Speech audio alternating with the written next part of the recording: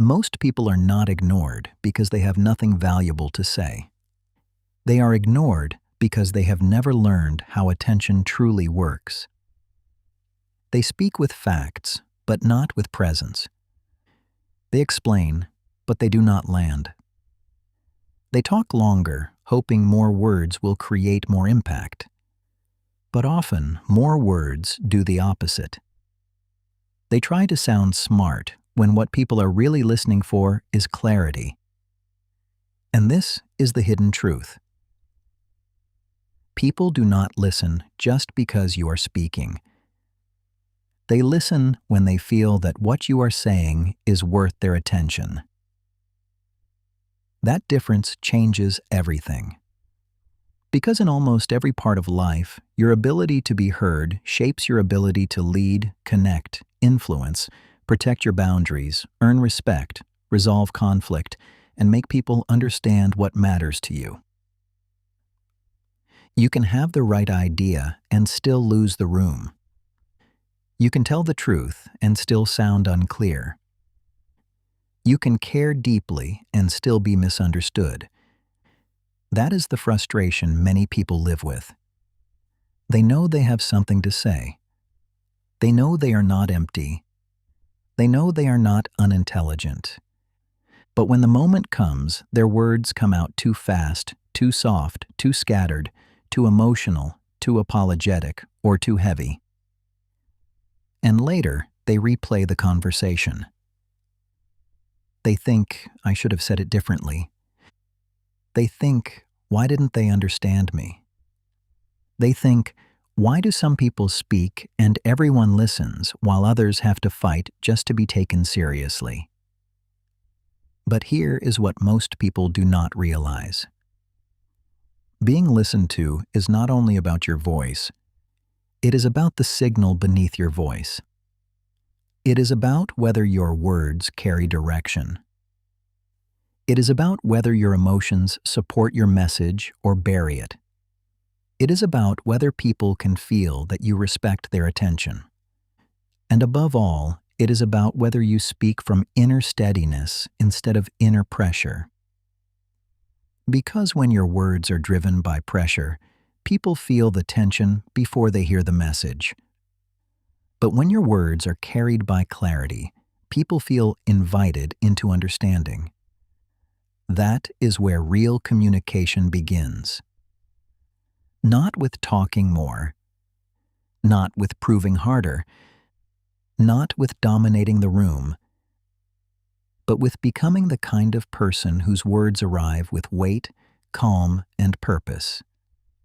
In this audiobook, you are going to learn how to speak so people actually listen. Not by becoming louder, not by performing confidence, not by manipulating the room, but by understanding what opens attention, what builds trust, what makes words memorable, and what makes your presence difficult to dismiss. Because the goal is not to become someone who talks over people. The goal is to become someone whose words are worth pausing for. Once you understand that, communication stops feeling like a battle. It becomes a skill, a quiet power, a way of moving through the world with more respect, more influence, and more control over the message you leave behind. The first thing to understand is simple. People listen for clarity before they listen for depth. That may sound obvious, but it is where many people lose their impact. They believe that if they share every detail, every reason, every angle, and every piece of background, they will sound more convincing. But most of the time, the opposite happens. Too many words can hide the point. Too much explanation can weaken certainty. Too much context can make people forget why they were listening in the first place. Clarity is not about making your ideas smaller. It is about making the path to your idea easier to follow. Think of the people you naturally listen to. They may be intelligent, but their power is not only intelligence. It is order. They know where they are going. Their words have direction. You do not have to work hard to understand the shape of their message. They do not make you search for the point. They bring the point to you. That is the difference. When people struggle to listen, it is often because the speaker has not decided what matters most. And when the speaker has not decided, the listener has to carry the burden. The listener has to organize the message. The listener has to separate the important from the unnecessary. The listener has to guess the conclusion. And most people will not do that for long. Not because they are rude, because attention is expensive. People are carrying their own worries, deadlines, fears, and noise. When you speak without clarity, you ask them to enter more noise. But when you speak clearly, you offer relief. You become easier to follow, easier to trust, easier to remember. This does not mean you should oversimplify everything. It means you should know the spine of your message before you open your mouth. Before you speak, ask yourself one quiet question. What is the one thing I need them to understand? Not 5 things. Not everything you know. One thing. Because once you know the one thing, every sentence has a job. It either supports the point, explains the point, strengthens the point, or it does not belong. That is how strong communication begins. With subtraction. Most people think powerful speaking is about adding more. More emotion. More detail. More examples. More intensity. But often, the power is in removing what dilutes the message. That is the trap. People think they are being thorough when they are actually becoming harder to hear. A clear speaker does not say everything. A clear speaker says what matters in the order it needs to be heard. If you need to address a problem at work, you could start with 10 minutes of frustration, backstory, and emotional buildup. Or you could say, there is one issue we need to fix. The deadline is unclear, and because of that, the team is making decisions in different directions. That sentence does not attack. It does not wander. It gives the listener something to hold. Now they know the problem. Now they understand the consequence. Now they are ready for the next sentence. Clarity creates listening because it lowers resistance. People do not resist clear words as much as they resist confusing pressure. When you are clear, people may still disagree with you. But at least they know what they are disagreeing with. And that matters. Because being heard does not always mean being agreed with. Being heard means your message arrived. Your point was understood. Your presence was registered. The conversation became real. And this is where communication becomes more mature. You stop measuring your success only by whether people instantly say yes. You begin measuring it by whether you spoke with precision, steadiness, and self-respect. That shift alone changes your voice. Because when you are desperate to be accepted, you overtalk. When you are afraid of being dismissed, you over-explain. When you are trying to prove you belong, you make the message heavier than it needs to be. But when you are grounded in clarity, you do not chase attention. You guide it. That is a different energy. And people can feel it. Now here is where it becomes even more important. Clarity is not only about what you say. It is also about how quickly you arrive at the point. People are far more willing to follow you into deeper explanation when they know where the explanation is going. If you start with a long road and no destination, they mentally leave. But if you begin with the destination, then explain the road, they stay with you. This is why a simple opening can change everything. I want to explain why this decision matters. I need to be honest about something that is affecting me. There is one pattern I think we should pay attention to. I have a suggestion that could make this easier. I want to clarify what I meant earlier. These openings work because they orient the listener. They say, "Here is the door. Walk through it with me."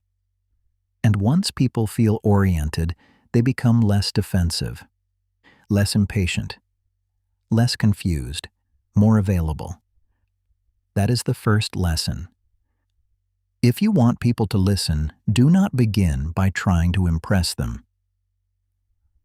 Begin by helping them understand where you are taking them. Clarity is respect. And when people feel respected, they are more likely to listen. But there is another layer to this. Because clarity alone is not enough. You can be clear and still be ignored if your presence does not support your words. Presence is the part of communication people feel before they analyze. It is your pacing, your tone, your posture, your emotional steadiness, your willingness to pause, your ability to stay connected to yourself while someone else reacts. And in many conversations, presence decides whether your words carry weight or disappear. Some people speak with intelligent words, but their energy sounds uncertain. They rush. They apologize before they make a point. They laugh nervously after saying something serious. They shrink at the end of sentences. They turn statements into questions. They fill every pause because silence feels dangerous. And without realizing it, they teach people not to fully trust the message. Not because the message is weak. Because the delivery is asking for permission. This does not mean you need to become cold, stiff, or overly serious.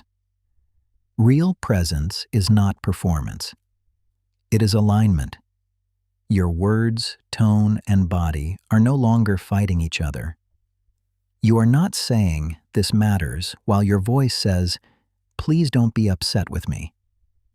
You are not saying, "I disagree," while your tone says, "I hope this is okay." You are not saying, "I need to be heard," while your pacing says, "I am afraid to take up space." Presence begins when you stop abandoning your message in order to manage someone else's reaction. That is where everything changes. Because many people are not unclear because they lack thoughts. They are unclear because they are emotionally negotiating while they speak. They are thinking, "Do they like this?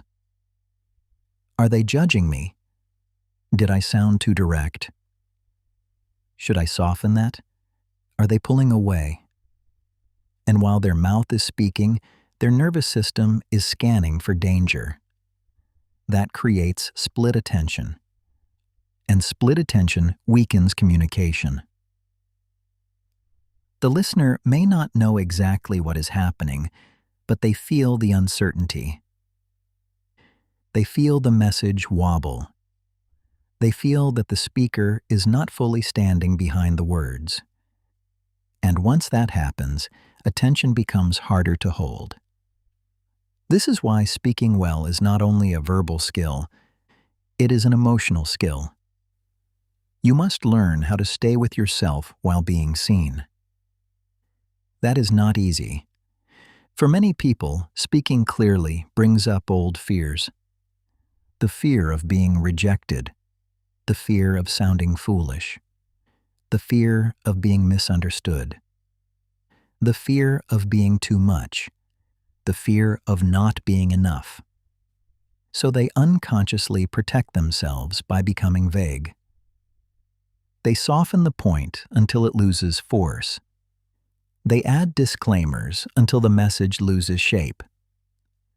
They talk around the truth instead of through it. But there is a cost.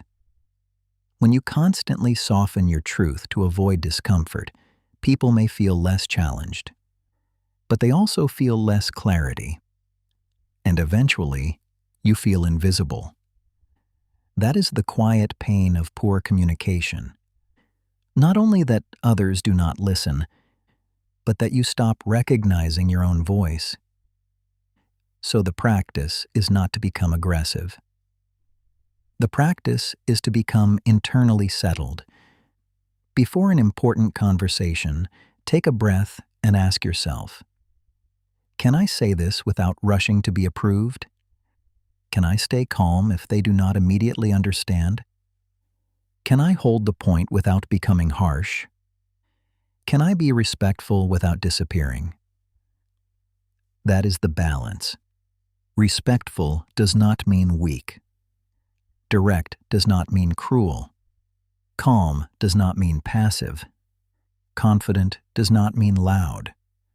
The most listened to people often speak with less force than others, but more certainty. They do not push every word. They place it. That is the difference. A rushed speaker throws words into the room. A grounded speaker places words where they can be received. And one of the strongest signs of presence is the ability to pause. A pause says, I am not afraid of this moment. A pause gives the listener time to absorb. A pause gives your words weight. A pause tells your own nervous system we are safe enough to slow down. Many people fear silence because they think silence means failure. But in communication, silence can be authority. Not the authority of domination, the authority of self-possession. When you say something meaningful and immediately fill the space after it, you can rescue the listener from the impact of your own words. You weaken the landing. You say, this matters, and then explain it away. You say, that hurt me, and then instantly soften it with, but it's okay. I know you didn't mean it. Maybe I'm overthinking. You say, I need more time, and then add 5 reasons because you feel guilty. But the most powerful sentence is often the one you allow to stand. I need more time. Pause. That comment did not sit right with me. Pause. I want us to solve this, but I cannot keep having the same conversation without change. Pause. The pause does not make you dramatic. It makes you clear. It gives the sentence dignity. Most people miss this. They think communication is only about finding the right words. But sometimes the right words fail because they are not given enough space to breathe. Stay with me because this next part matters. If clarity helps people understand you and presence helps them trust the weight of your words, emotional control helps them stay open. Because people do not only respond to what you say, they respond to how safe or threatened they feel while hearing it. This is especially true in difficult conversations. When tension rises, most people fall into one of 2 patterns. They become too forceful, or they become too vague. The forceful person tries to win the moment. The vague person tries to survive the moment. Neither creates real listening. Force triggers defense. Vagueness creates confusion. But emotional control creates room. It allows the conversation to stay alive long enough for understanding to happen. Emotional control does not mean you feel nothing. It means your feelings are no longer driving the car. You may feel disappointed, but you do not become insulting. You may feel nervous, but you do not collapse into apology.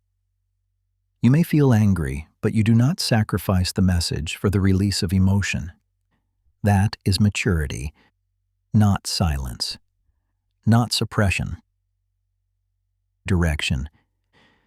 The emotionally controlled speaker knows that if the goal is to be understood, the delivery must not sabotage the message.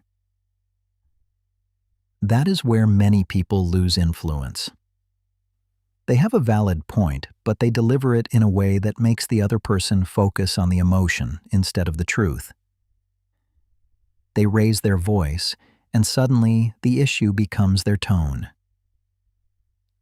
They accuse, and suddenly the other person becomes defensive. They use words like always and never, and suddenly the conversation becomes a debate about exceptions. They bring up 10 old wounds, and suddenly the present issue disappears. And afterward, they feel even more unheard. That is the painful irony. Unregulated emotion often begins as a desire to finally be heard. But it can make listening harder. That is the trap. This does not mean you need to sound perfect. Human communication is not sterile. Emotion belongs in speech. Emotion gives words warmth, depth, and truth. But emotion needs form. A river without banks becomes a flood. A strong speaker gives emotion direction. Instead of saying, "You never care about what I say," they might say, "When I am interrupted before I finish, I feel dismissed, and it makes it harder for me to keep speaking honestly." That sentence is not weak. It is precise. It names the behavior. It names the impact.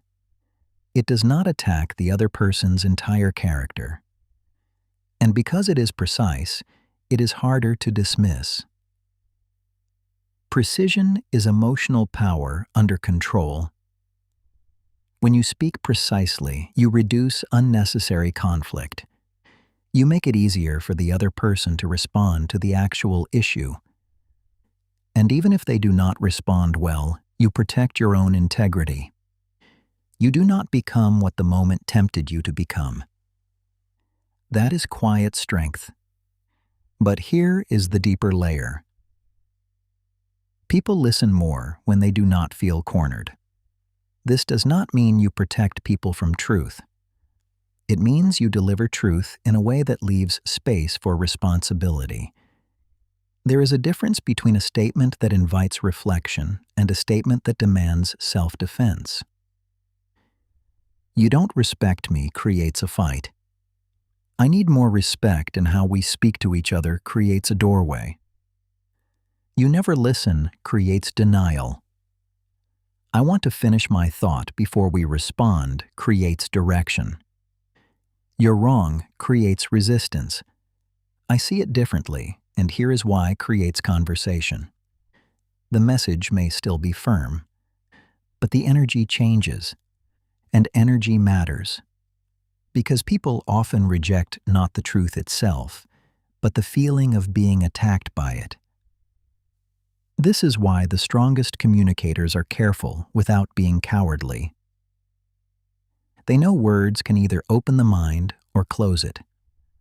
They choose words that create the best chance of being heard, not because they are weak, because they are strategic. That is the difference between emotional dumping and emotional leadership. Emotional dumping says, "I feel this, so I will release it on you." Emotional leadership says, "I feel this, so I will communicate it with responsibility." One creates cleanup. The other creates understanding. And the more you practice this, the more people experience your voice differently. They realize you do not speak just to react. You speak to clarify. You speak to build. You speak to move the conversation somewhere better. That is when your words start carrying a different kind of authority. Now, this leads to one of the most overlooked parts of being listened to. You must understand the listener's inner world, not to manipulate them, to reach them. Most people speak from their own perspective and assume the listener will automatically understand why it matters. But people do not listen from your reality. They listen from theirs. They filter your words through their fears, priorities, memories, pressures, and desires. A message that feels obvious to you may feel irrelevant to them. A sentence that sounds harmless to you may sound threatening to them. A request that seems simple to you may touch something sensitive in them. And if you do not understand the room inside the listener, your words may land in the wrong place. This is where empathy becomes practical. Empathy is not just being nice. Empathy is accurate awareness. It is the ability to sense what someone may need in order to hear the truth. Some people need context before they can listen. Some need reassurance. Some need directness. Some need time. Some need to feel respected before they can receive correction. Some need the point quickly because too much buildup makes them anxious. A powerful communicator pays attention to the person, not just the message. That does not mean changing your truth. It means choosing the door through which your truth can enter. If you are speaking to someone who values efficiency, too much emotional detail may lose them. You might begin with, "Here is the main issue, and here is the decision we need to make." If you are speaking to someone who values connection, a cold or overly direct opening may close them. You might begin with, "I want to talk about this because I care about the relationship, not because I want conflict." If you are speaking to someone who becomes defensive easily, accusation will almost always fail. You might begin with, "I am not trying to attack you. I want us to understand what keeps happening so we can handle it better." This is not weakness. This is skill. Because the goal is not to speak in the way that feels easiest for you. The goal is to speak in a way that gives the message the highest chance of being received. That requires awareness. And awareness is rare. Many people are so focused on what they want to say that they forget to ask what the other person is capable of hearing in that moment. Timing matters. Emotional state matters. Setting matters. Relationship history matters. If someone is exhausted, humiliated, distracted, or already under pressure, their ability to listen is reduced. That does not mean important conversations should always wait. But it does mean context has power. A wise communicator understands that truth delivered at the wrong time may be technically correct and practically ineffective. That is the difference. Being right is not the same as being heard. And being heard is not only about accuracy, it is about readiness. This is why some of the most powerful words in communication are not explanations. They are framing words. Framing tells the listener how to hold what is coming. I want to say this carefully. I am bringing this up because it matters. This is not meant as criticism. It is meant as clarity. I may not say this perfectly, but I want to be honest. Can I share something that might help us understand each other better? These sentences prepare the ground. They reduce unnecessary threat. They make the listener more available. They create emotional context. And sometimes, that is what makes the difference between being resisted and being received. But here is the subtle part. Framing must be honest. If you say, "I am not criticizing," but then criticize brutally, people will feel the mismatch. If you say, "I just want clarity," but your tone is contemptuous, people will hear the contempt. Your words and your energy must agree. That is why communication always comes back to alignment. You cannot fake groundedness for long. You cannot use polished phrases to cover unresolved hostility. You cannot use empathy as decoration. People may not consciously identify the contradiction, but they often feel it. And once they feel it, trust drops. This is why becoming a better speaker is not only about technique, it is about character. The more honest, calm, and self-aware you become inside, the cleaner your communication becomes outside. You stop using words to hide.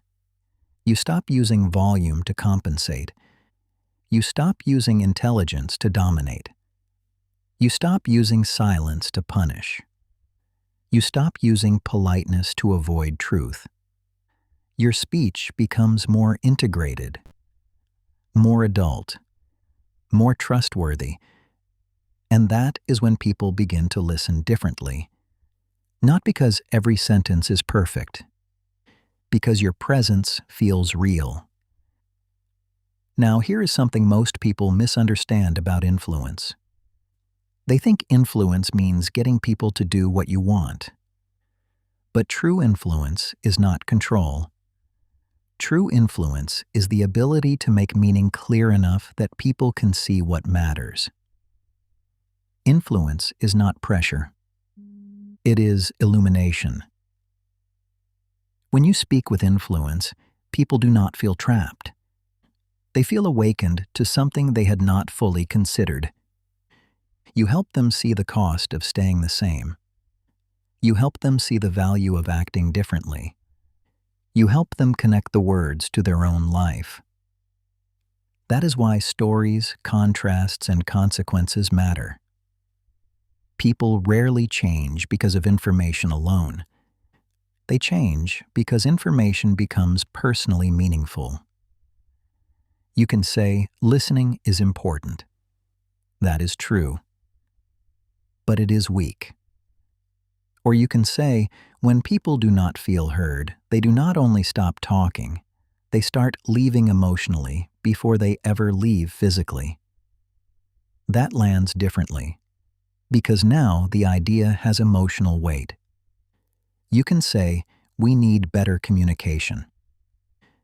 That is true, but it is common. Or you can say, "If we keep avoiding the hard conversations, the silence will not protect the relationship. It will slowly replace it." That has gravity. It shows consequence. It helps people feel why the idea matters. This is one of the great secrets of speaking so people listen. Do not only explain the point. Reveal the meaning of the point. A point tells people what. Meaning tells people why it matters. And the why is what keeps attention alive. This is especially important in long-form speaking, teaching, leadership, parenting, coaching, and difficult conversations. People may understand your words, but if they do not feel the relevance, their attention fades. The human mind is always asking, even silently, "Why should I care? Why now? What does this change? What does this cost me if I ignore it? What becomes possible if I listen?" A strong speaker answers those questions without making the listener work too hard. Not all at once, not mechanically, but naturally through the flow of the message. If you are telling a team to improve communication, do not only say, "We need to communicate better." Say, when communication is unclear, people do not just make mistakes, they lose confidence in the direction. And once people lose confidence in the direction, They stop bringing their best judgment. Now the issue matters. You have moved from instruction to insight. That is premium communication. It does not just give orders. It deepens understanding. And when people understand more deeply, they listen more willingly. Because now they are not just obeying words. They are seeing reality more clearly. That is the kind of speaking people remember. The next part is what separates someone who sounds interesting for a moment from someone who holds attention over time. You must learn how to create movement. Attention is not held by information alone. Attention is held by movement. There must be a sense that the listener is being taken somewhere. A strong conversation, speech, or message has progression. It begins with tension. It offers clarity. It deepens the meaning. It reveals a turn. It gives practical direction. It leaves the listener changed. Weak communication circles. Strong communication moves. This is why repetition feels so draining when it does not advance the idea. People can feel when you are circling the same point with different words. They may not say it, but attention starts to leave. The mind says, "I already got this." And once the mind feels there is nothing new coming, it disengages. So if you want people to keep listening, every part of your message must either deepen, clarify, challenge, relieve, or move the listener forward. Each sentence should earn its place. That does not mean every sentence must be intense. Some sentences breathe, some soften, some create space, but none should be empty. One way to create movement is contrast. Contrast wakes up attention. Before and after. Old way and new way. What people think and what is actually true. The obvious problem and the deeper problem. The surface behavior and the hidden emotion. For example, most people think the problem is that they are not confident enough, but often the real problem is that their message has no clear shape. That contrast creates curiosity. Or, people do not always ignore you because they disagree. Sometimes they ignore you because your words arrive without emotional weight. Now the listener wants to know more. Contrast creates mental movement. Another way is escalation. You begin with something simple, then reveal a deeper consequence. Unclear speech creates confusion. Confusion creates hesitation. Hesitation creates distrust. Eventually, people stop looking to you for direction. That is movement. It shows how one small issue becomes a larger cost. Another way is relief. You name a painful experience, then offer a cleaner path. You do not need to become louder to be heard. You need to become clearer, calmer, and harder to misunderstand. That gives the listener breath. It says, there is a way. And human attention loves a way forward. This is why effective speaking is part structure, part psychology, and part emotional rhythm. You are not just arranging words. You are guiding attention. You are helping someone move from noise to clarity, from resistance to openness, from confusion to recognition, from passive hearing to active listening. That requires pacing. If everything is intense, nothing feels important. If everything is soft, nothing feels urgent. If everything is detailed, nothing feels memorable. You need variation, a longer explanation, then a short line, a moment of tension, then a moment of relief. a clear principle, then a real-world application. This rhythm keeps the listener awake, not through tricks, through natural human movement, because that is how attention works. It follows change. Now, let us bring this into the moments where speaking is hardest. The moments where you need to say something important, but the emotional stakes are high. A boundary, a disagreement, a correction, a request, an apology, a truth that may disappoint someone. These are the moments that reveal your communication habits, because when the stakes are low, almost anyone can sound calm. But when the stakes rise, old patterns return. Some people become too careful. They protect the other person's comfort so much that they betray their own truth. Some become too intense. They protect their own pain so fiercely that they damage the connection. Some disappear. They convince themselves silence is peace, when really it is fear wearing a polite mask. And some explode after staying silent too long. That is the cost of unspoken truth. It does not vanish.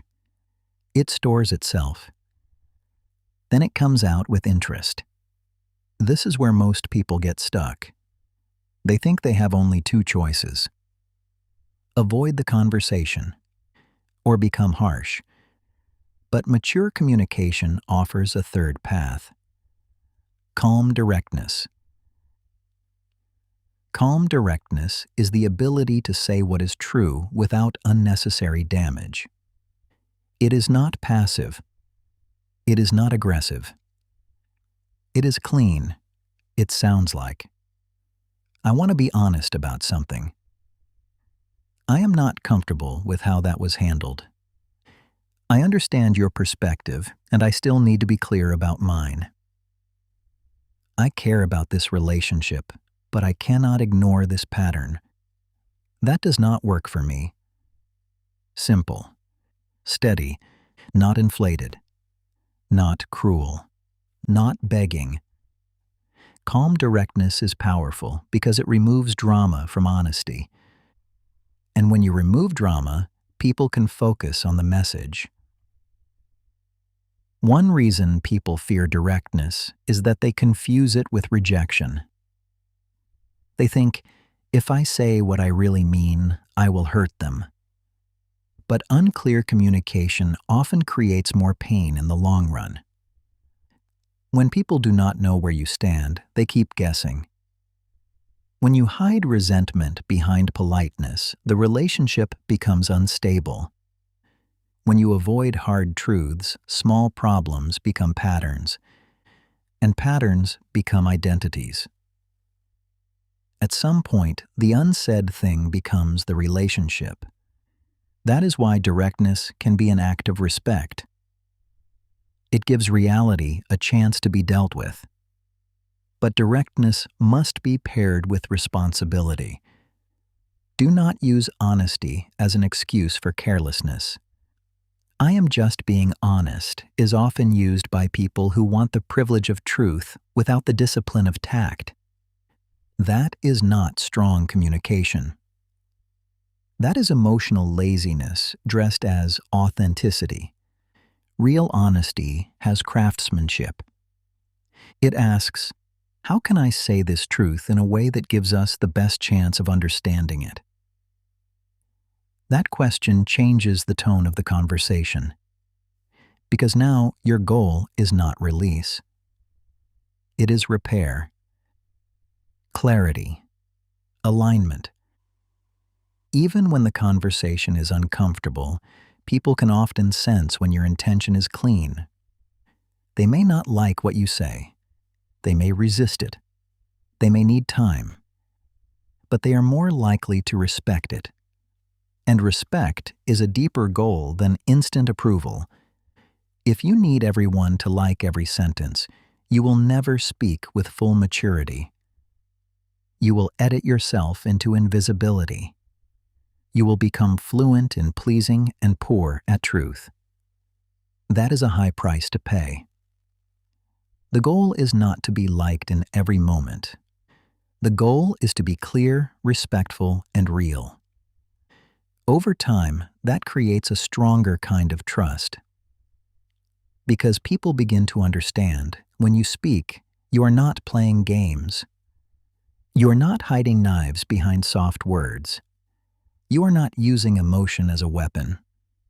You are not pretending peace while building resentment. You say what needs to be said with as much dignity as you can. That is rare, and rare things get attention. But now we need to talk about listening itself. Because one of the fastest ways to become someone people listen to is to become someone who listens well.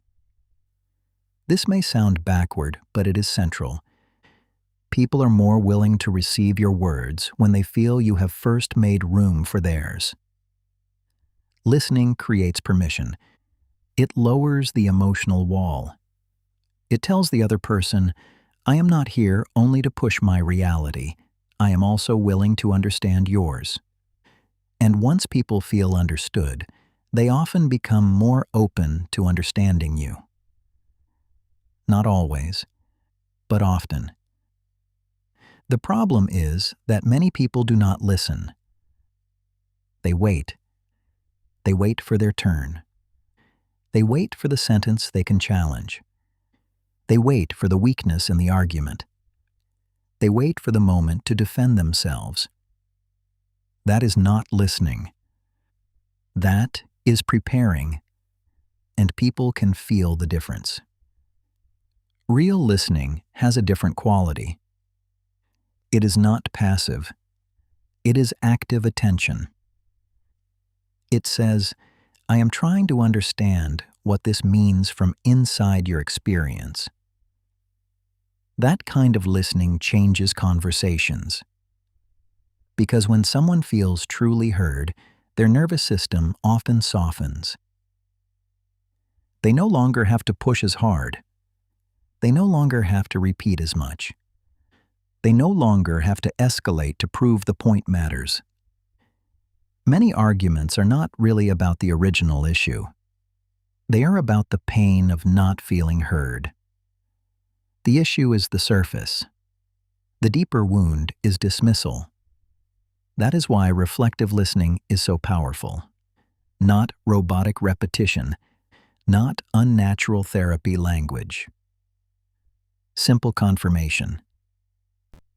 So what I am hearing is, the issue is not just what happened, it is that you felt left out of the decision. That makes sense. You're saying the timing made you feel pressured. I understand.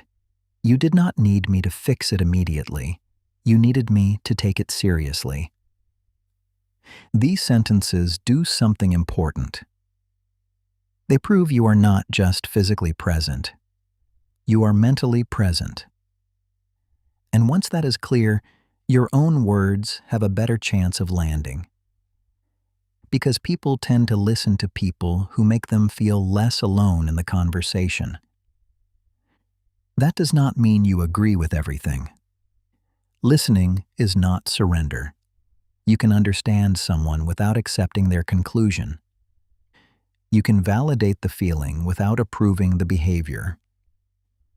You can say, I understand why that bothered you, without saying, you were right to handle it that way. This distinction matters. Because some people avoid listening because they think listening means losing. It does not. Listening means gathering truth. It means seeing the full picture before you respond. It means respecting the complexity of another person's experience. And when you do that, your response becomes sharper, less reactive, more accurate, more trusted. That is leadership. In conversation, the person who listens well often gains more influence, not less, because they are not fighting shadows. They are responding to what is actually there. And here is a quiet truth. When you listen deeply, you often find the sentence that will finally be heard, because you discover what the other person is really protecting. Maybe beneath their anger is embarrassment. Maybe beneath their criticism is fear. Maybe beneath their distance is disappointment. Maybe beneath their control is uncertainty. If you respond only to the surface, you may miss the real conversation. But if you hear the deeper layer, you can speak to the real issue. That is where communication becomes powerful. Not because you speak more, because you perceive more. This is also why curiosity is one of the most underrated communication skills. A curious person asks better questions, and better questions often open doors that statements cannot. Instead of saying, "You are not listening," you can ask, "What part of what I am saying feels hard to accept?" Instead of saying, "You do not care," you can ask, "How are you seeing this from your side?" Instead of saying, "Why are you acting like this?" you can ask, "What is making this feel so tense right now?" The quality of the question determines the quality of the conversation. Poor questions accuse. Strong questions reveal. Poor questions corner people. Strong questions invite honesty. Poor questions are often speeches wearing a question mark. Strong questions create movement, but tone matters. A good question with a contemptuous tone becomes an attack. A simple question with a sincere tone can create safety. That is why technique without sincerity fails. You cannot fake true curiosity, not for long. People know when you are asking to understand and when you are asking to trap them. So before you ask a question, check your intention. Do I want understanding or do I want ammunition? That one question can save a conversation. Because when your goal is ammunition, your words become weapons. When your goal is understanding, your words become bridges. And people listen differently on a bridge than they do on a battlefield. Now we come to another important truth. People listen to conviction. But conviction is not the same as certainty about everything. Conviction means you are connected to the value of what you are saying. You know why it matters. You are not borrowing your confidence from the listener's reaction. This is subtle. Many people speak with conditional confidence. They sound confident as long as the other person nods. But the moment they see confusion, disagreement, silence, or resistance, they collapse. They adjust too quickly. They over-explain. They soften. They retreat. They become less clear because someone else did not immediately approve. That is conditional confidence. It makes your voice dependent on the room. Grounded conviction is different. It remains respectful under disagreement. It can say, "I hear you, and I still see it this way." It can say, "That may be your experience, but this is what I need to express." It can say, "I am open to discussing it, but I do not want to lose the main point." Conviction gives your words a spine. Without it, your message bends too easily. And when your message bends too easily, people may unconsciously treat it as optional. This does not mean you become rigid. A strong communicator can learn, adjust, and admit when they are wrong. But they do not abandon themselves at the first sign of tension. That is the difference. Humility means you are open to truth. Insecurity means you are overly controlled by reaction. Conviction means you can stand in a message without becoming closed. This is one of the great marks of emotional maturity. You can be firm and still listen. You can be calm and still disagree. You can be kind and still not yield. That kind of presence is deeply persuasive because people sense you are not trying to dominate them, but you are also not available to be erased. That is powerful. And this matters not only in conflict, but in everyday speech. If you are sharing an idea, make sure your delivery communicates that the idea deserves attention. Do not throw it away before others have a chance to value it. Many people weaken their ideas with unnecessary disclaimers. This might be stupid, but I do not know if this makes sense. Maybe I am wrong. Sorry, just one quick thing. I am probably overthinking.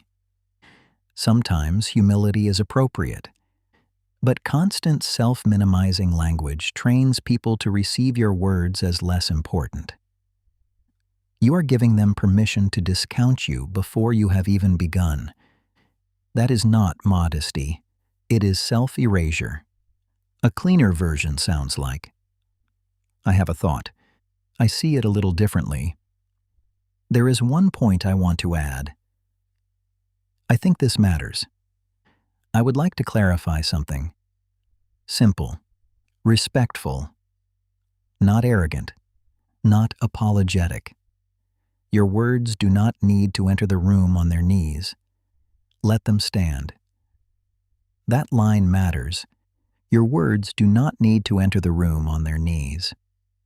When you stop apologizing for having a perspective, your voice changes. Not loudly, subtly. You begin to speak like someone who believes their thoughts belong in the room. And if you do not believe that, others will often struggle to believe it for you. Now, let us talk about simplicity. Because premium communication is usually simpler than people think. Not shallow. Simple. Simple means the idea has been refined. Simple means the speaker has done the work. Simple means the listener does not have to fight through confusion to find value. There is a reason the most memorable lines are often short. They carry weight because they are clean. Clarity is respect. Pause before you prove. Do not confuse volume with authority. Say the truth without becoming the storm. These lines stay because they are concentrated. They are not overloaded. They have shape. If you want people to listen, give them sentences they can carry. A strong message should have at least one sentence that feels like a handle. Something the mind can grab. In a meeting, that might be, the real issue is not effort, it is direction. In a relationship, it might be, I do not need perfection, I need consistency. In leadership, it might be, people do not follow confusion for long. In personal boundaries, it might be, I can be kind without being available for everything. These sentences are memorable because they compress meaning. They help people hold the point after the conversation ends. And that is a major part of influence. A message that cannot be remembered cannot keep working. So before you speak, ask, what is the sentence I want them to remember? Not the paragraph, not the explanation. The sentence. This forces clarity. It helps you find the core. And once you have the core, your speaking becomes more powerful. You can build around it. You can return to it. You can let it become the anchor. But do not overuse it. A strong line repeated too often becomes a slogan. A strong line placed well becomes a memory. That is the art. And this is especially important in long-form communication.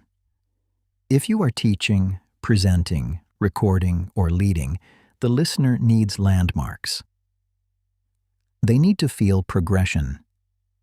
They need to know what they are holding at each stage. Without landmarks, even good ideas can feel like fog. So give them anchors. The first shift is clarity. The deeper issue is emotional control. Here is the part people miss. This is where listening becomes influence. Now we move from being understood to being remembered. These phrases guide attention. They do not interrupt flow. They create orientation. And orientation creates retention. A listener who knows where they are in the message is far more likely to stay with it. A listener who feels lost begins looking for the exit. Now here is a more uncomfortable part. Some people are not listened to because they have trained others that there are no consequences for ignoring them. This is not always their fault.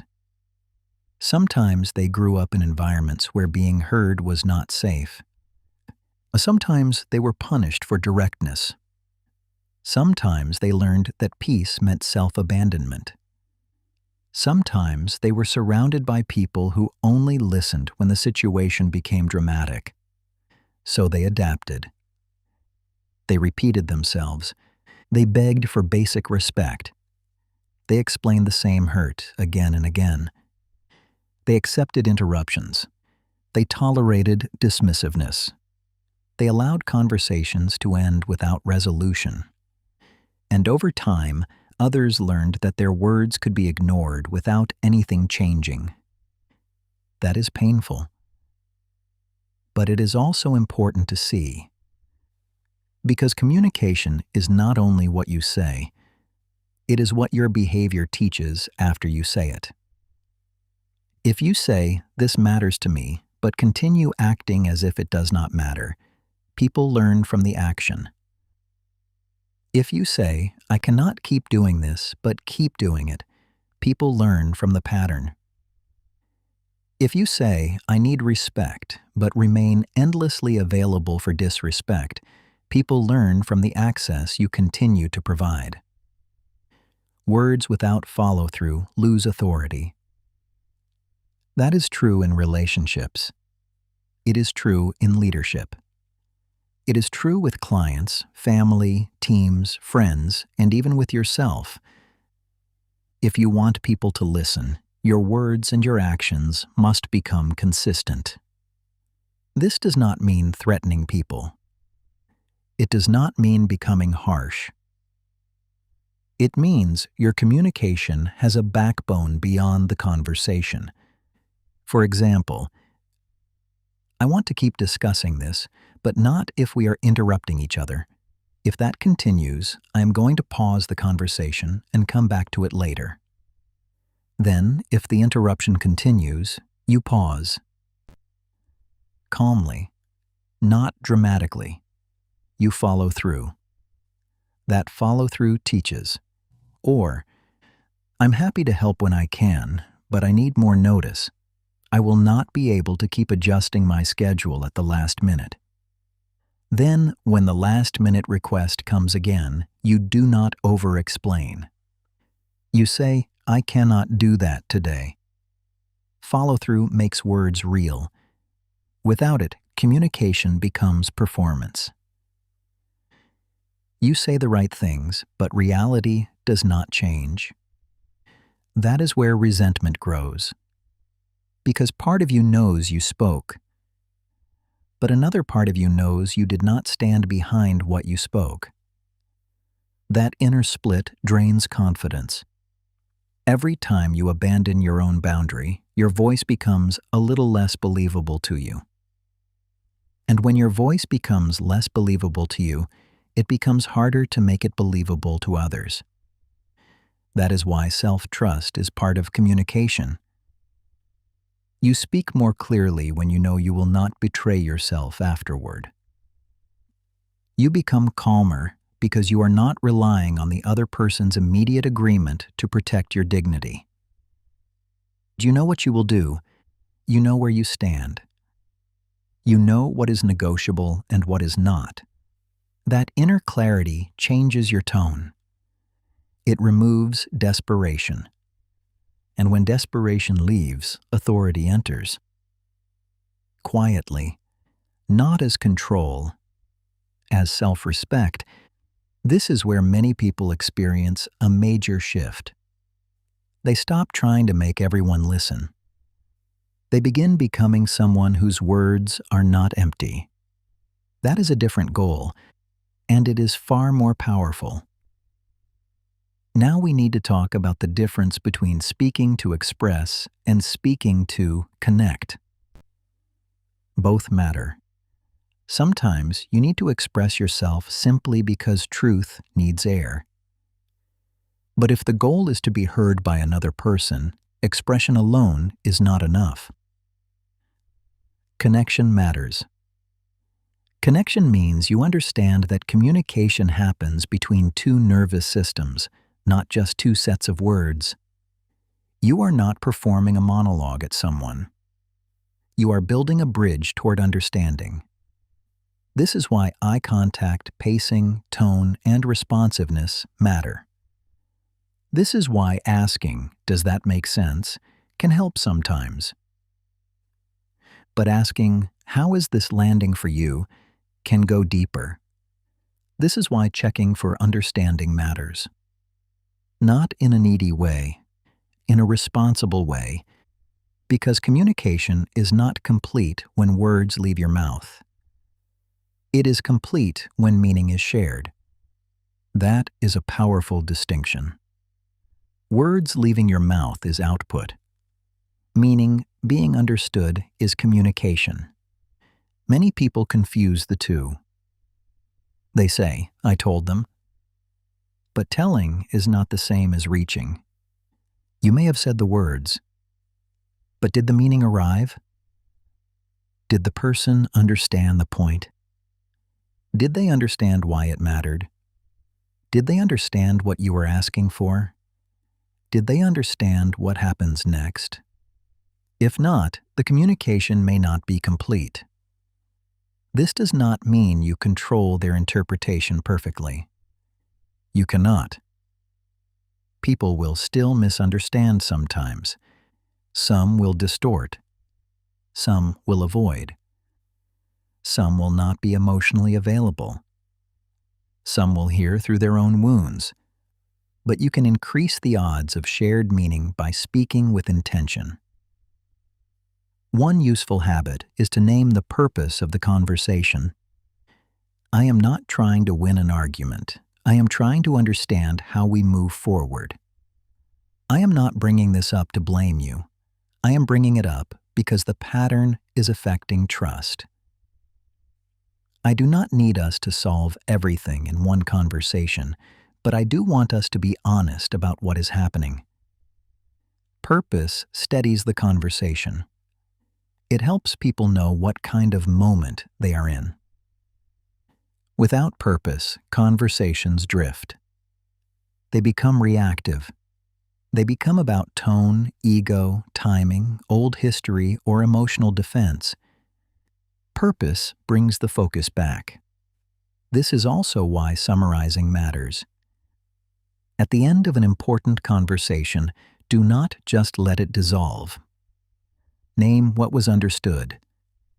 So what we are agreeing on is, what I am taking from this is, the main thing I want us to remember is, here is what I will do next, and here is what I am asking from you.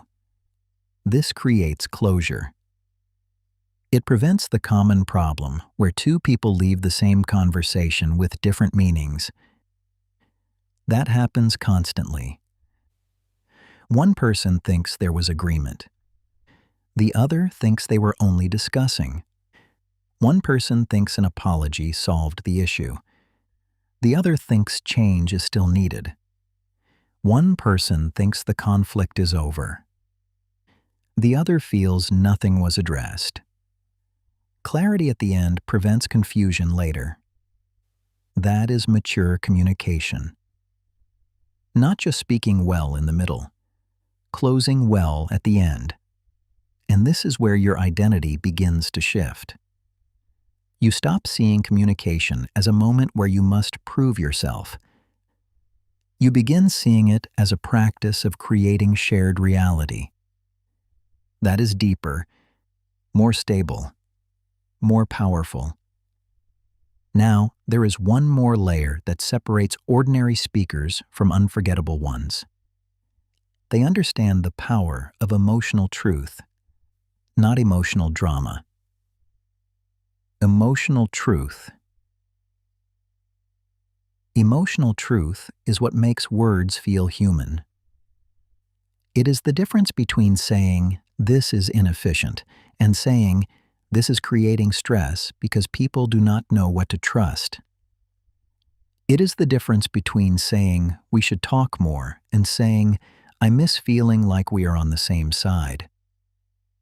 It is the difference between saying, "I want better results," and saying, "I know we are capable of more than the pattern we keep repeating." Emotional truth gives meaning a heartbeat. It helps people feel the real stake beneath the surface issue. But emotional truth must be clean. If it becomes blame, it loses power. If it becomes self-pity, it loses clarity. If it becomes manipulation, it loses trust. Clean emotional truth sounds like, "This matters to me. That affected me more than I showed. I want to get this right. I felt dismissed, and I do not want to pretend I did not. I believe we can handle this better." These sentences are simple, but they are not shallow. They reveal the person beneath the position. And often, that is what creates connection. People may debate opinions, but they are more careful with sincere truth. Not always, but often. And even when they are not, you remain aligned. You said what was real without turning it into a weapon. That is strength. In a world full of performance, sincerity has power. But sincerity alone is not enough. It needs structure. If you only reveal emotion without direction, people may feel the feeling, but not know what to do with it. So pair emotional truth with a clear request.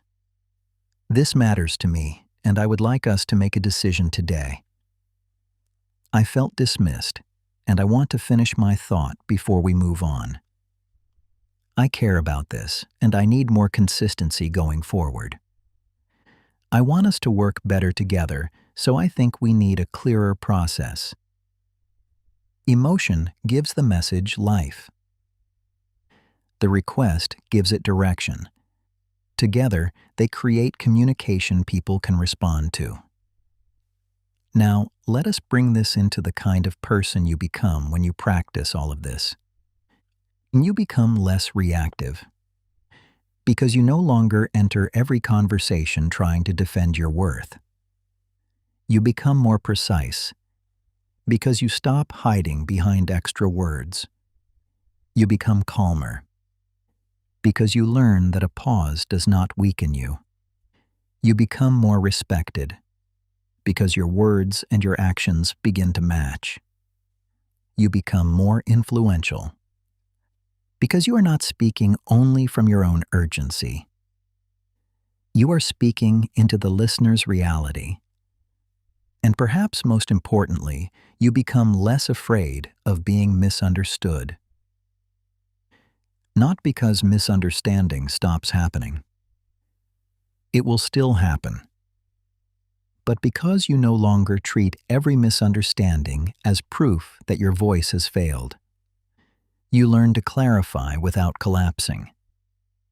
You learn to repeat without begging. You learn to disagree without losing yourself. You learn to listen without surrendering your truth. That is communication mastery, not perfection.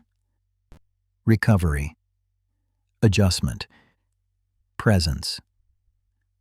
the ability to return to clarity again and again, because even the best communicators miss sometimes. They say too much. They say too little. They misread the moment. They speak from emotion before it is ready. They realize later that there was a better way. The difference is that they learn, they repair, they refine. They do not use imperfection as an excuse to stay unconscious. They become students of their own impact. That phrase matters. A student of your own impact. You begin asking, how did my words land? Where did I lose clarity? Did I speak from truth or from tension? Did I listen or did I prepare my defense? Did I make the point easier to understand or harder? Did my tone match my intention? Did I leave the conversation with more honesty than I brought into it? These questions create growth, not shame. Growth. Because the goal is not to punish yourself for every imperfect sentence. The goal is to become more awake in the way you use words. Words can build trust or erode it. They can clarify reality or cloud it. They can calm a room or inflame it. They can open someone's mind or close it. They can make people feel seen, dismissed, inspired, ashamed, safe, defensive, hopeful, or small. That is why speech is never just speech. It is influence moving through sound. And when you understand that, you become more careful. Not fearful. Careful. You stop wasting words. You stop using sarcasm as a mask for resentment. You stop using silence as punishment. You stop using over-explaining as a substitute for self-trust. You stop using intensity to compensate for unclear boundaries. You begin speaking like someone who understands that every conversation is shaping something. A relationship, a reputation, a decision, a memory, a sense of safety, a sense of respect, a sense of who you are. That awareness changes you, and it changes how others experience you. Now, before we close, there is one final principle that brings everything together. The strongest speakers do not try to force attention. They become worthy of attention. They respect the listener's time. They clarify their own message. They regulate their own emotions. They listen before they respond.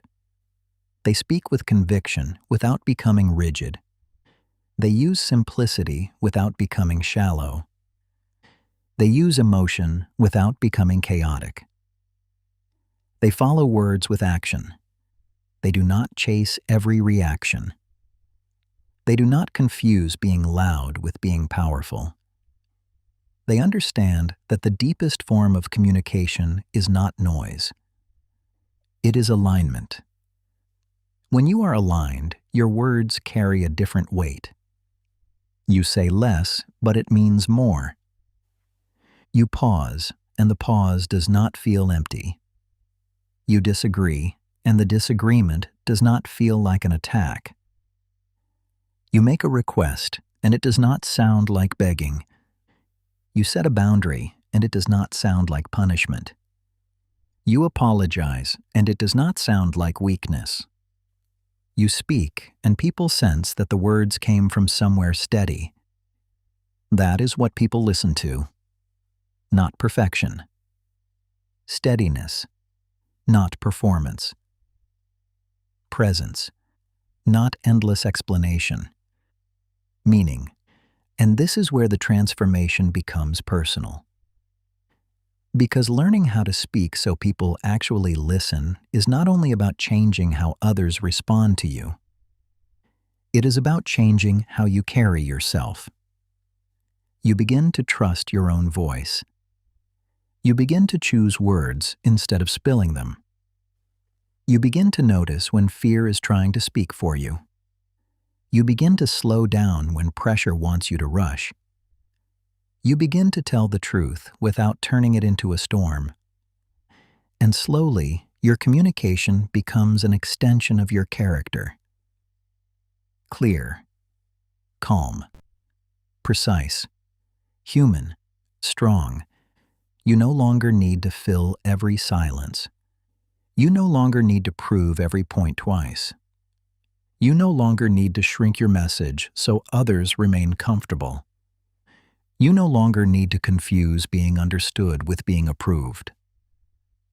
You become the kind of person who enters conversations with dignity, stays present under tension, and leaves words that keep working after you stop speaking. That is the real power. Not to speak so people obey. Not to speak so people admire you. But to speak in a way that makes truth easier to hear. To make clarity feel possible. To make respect visible. To make your presence felt without demanding the room. Because the people who are truly listened to are not always the loudest. They are often the clearest. They are often the calmest. They are often the ones who know exactly what needs to be said and have the courage to say it without losing themselves. And when you become that kind of speaker, your words stop drifting. They land. And when your words land, people remember. Not just what you said, but who you became while saying it.